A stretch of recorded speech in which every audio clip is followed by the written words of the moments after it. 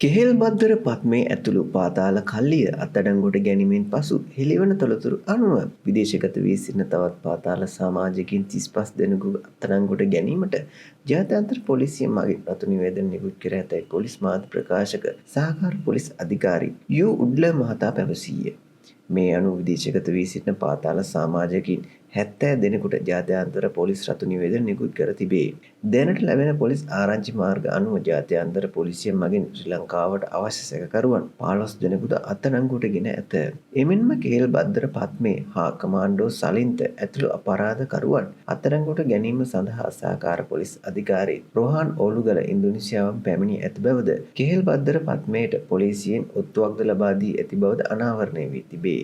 මේ පිළිබඳව හෙළි වී ඇත්තේ සිදු කරමින් පවතින විමර්ශන අතරතුරදීය. මේ අතර කෙහෙල් බද්දර පත්මේ අත්අඩංගුවට ගැනීම සඳහා ජාත්‍යන්තර පොලිසිය හරහා නිකුත් කර තිබූ රතු වරන්තුවද මෙරට පොලිසිය හරහාම ඔහු වෙත ඔත්තුවක් ලෙස ලබා දී ඇති බවද වාර්තා වේ. කෙහෙල් බද්දර පත්මේ සහ කමාන්ඩෝ සලින්ත ඇතුළු අපරාධකරුවන් ඉන්දුනීසියාවේදී අත්අඩංගුවට ගැනීම සඳහා දැවැන්ත මෙහෙයුමක් ක්‍රියාත්මක කෙරී ඇත.